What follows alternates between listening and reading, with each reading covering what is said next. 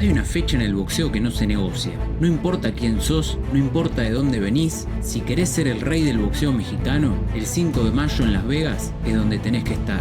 Durante 10 años esa fecha tuvo dueño, un hombre de Guadalajara que convirtió el 5 de mayo en su coronación personal.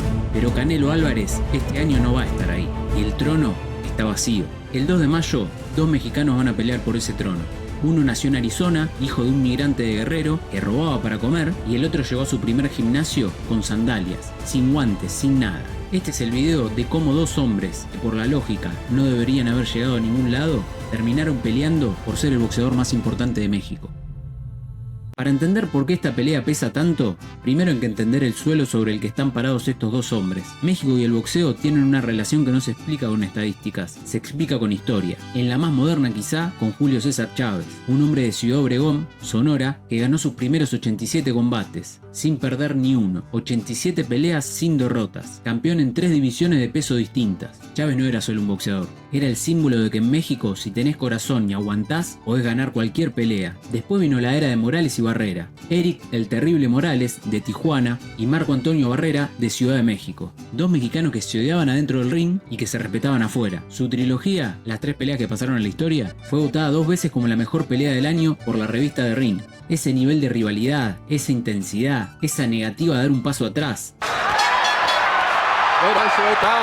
Eso es lo que el mundo espera cuando ve 2 mexicanos arriba del ring. Y después llegó Canelo, Saúl Álvarez, de Guadalajara, el pelirrojo que se convirtió en el boxeador más importante del planeta, el hombre que hizo el 5 de mayo su fecha personal. Pero el año pasado, Canelo perdió ante Terence Crawford y en octubre se operó. No va a estar el 2 de mayo. Y eso es exactamente por qué esta pelea es tan importante. Porque alguien tiene que llevar la bandera, y los 2 candidatos más serios ya están calentando en el gimnasio. La historia de David Benavides empieza mucho antes de que él naciera. Empieza con su padre, José Benavides, que nació en Arecilla, Guerrero, México, en 1975. A los 2 años sus padres se separaron, su padre los abandonó. A los pocos años, su madre emigró a Estados Unidos buscando trabajo y lo dejó con su abuela de 80 años, solo. José creció sin padre, sin madre presente, en uno de los estados más pobres de México. Para sobrevivir, robaba comida primero, después estéreos de autos. Llegó a crear su propia banda del barrio, no tenía buena junta. Pero la historia no termina ahí. José conoció una chica, tuvo un hijo, José Jr., y tomó la decisión que cambiaría todo: mudarse a Phoenix, Arizona, y empezar de nuevo. Pero había una condición: sus hijos iban a ser boxeadores. No por obligación, por supervivencia, porque él sabía lo que le pasaba a los chicos del barrio que no tenían un plan. David Benavides nació el 17 de diciembre de 1996, en Phoenix, Arizona. Desde los 3 años, su papá lo llevaba al gimnasio. Mientras los nenes de esa edad jugaban en el parque, David tiraba jabs. Mientras sus amigos de 10 años jugaban videojuegos, David hacía sparring. Y a los 15, mientras sus compañeros de escuela pensaban en la fiesta del fin de semana, David estaba en el gimnasio haciendo sparring con Gennady Golovkin, el mismo Golovkin que después fue campeón mundial. Pero antes de todo eso, una crisis casi lo quiebra. A los 13 años, David pesaba 250 libras.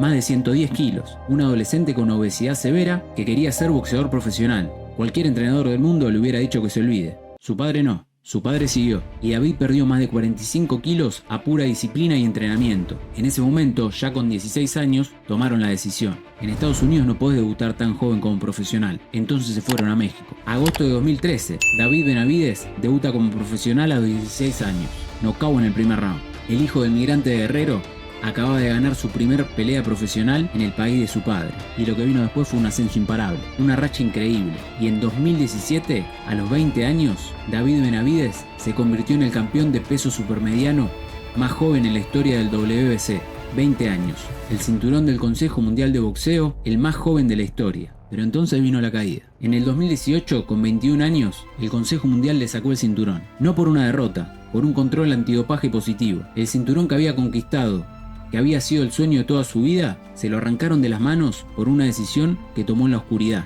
Fue el momento más duro de su carrera, y también fue, como muchas veces pasa, el punto de quiebre que define a un campeón. Benavides volvió, ganó el cinturón de nuevo y empezó el capítulo que lo persiguió durante 3 años, la persecución con Canelo Álvarez. Durante 3 años, Benavides fue el retador mandatorio del Consejo Mundial en su división. Eso significa que, en teoría, Canelo tendría que pelear con él. Pelea tras pelea, Benavides ganaba y seguía esperando. La pelea nunca llegó, el mundo entero lo vio, los fanáticos lo discutían, los expertos lo debatían y Benavides entrenaba.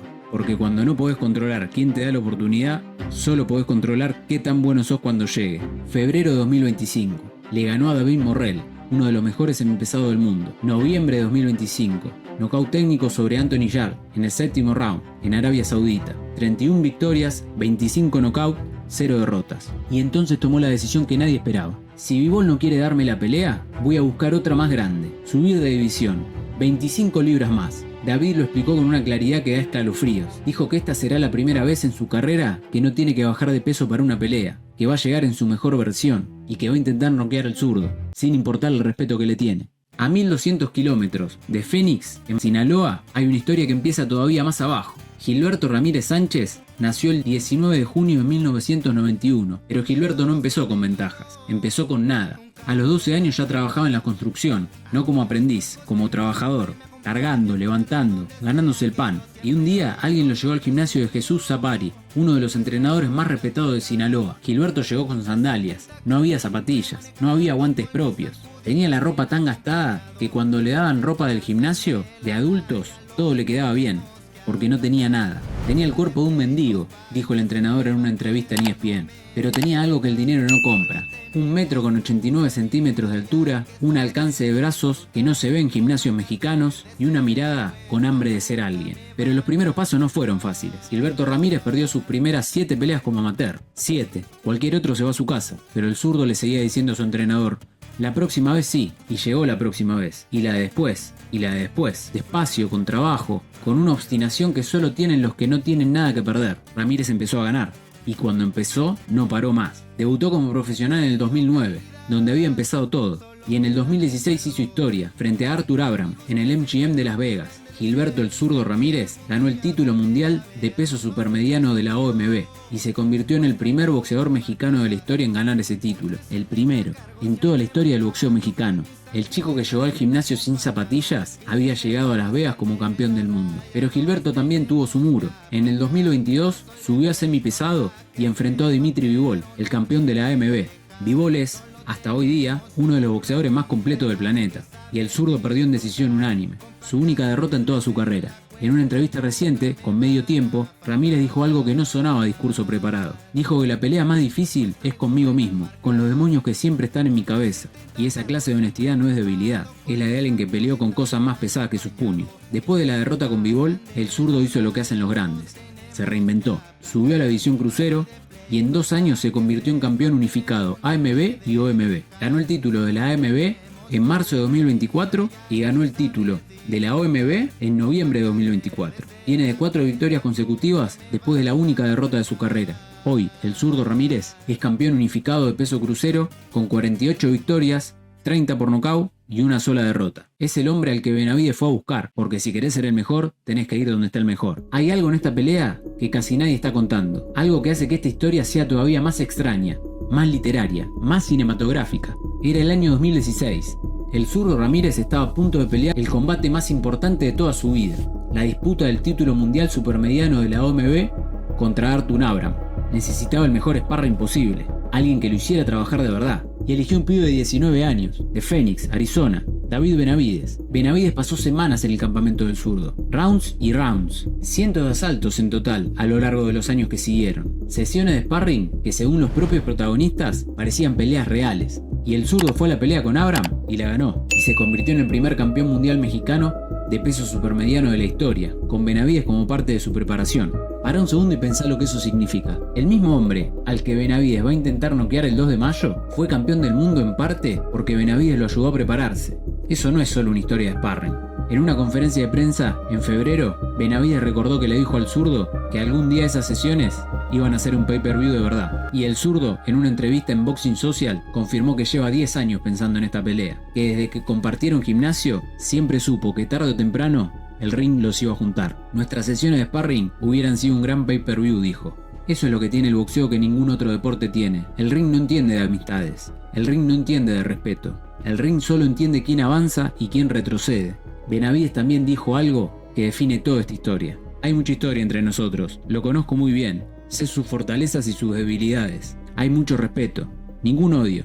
Es buen tipo, pero al final del día voy a intentar noquearlo. Esa frase es el boxeo en estado puro. Dos hombres que se respetan que tienen historia en común, que en otro contexto serían amigos, pero que el 2 de mayo van a salir a hacerse daño porque así es el deporte que eligieron. Ahora hablemos de boxeo. ¿Qué pasa cuando dos estilos se chocan? David Benavidez es la máquina de presión más implacable del boxeo actual. Su arma principal no es un solo golpe devastador, es el volumen, la constancia, la capacidad de tirarte 80, 90, 100 golpes por round sin aflojar, una tasa de knockout del 80%. Eso no se construye con suerte, se construye forzando situaciones, presionando hasta que el rival comete un error, y cuando llega el error, no lo perdonás.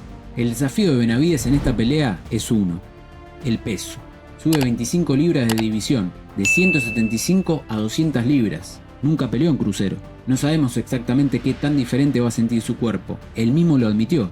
Dijo que este campamento fue distinto porque no tuvo que bajar de peso, que llega en su mejor versión, pero mejor versión en un peso nuevo es una hipótesis. El ring lo va a confirmar o lo va a desmentir. Del otro lado, Gilberto Ramírez es todo lo contrario. Si Benavidez es presión, el zurdo es control.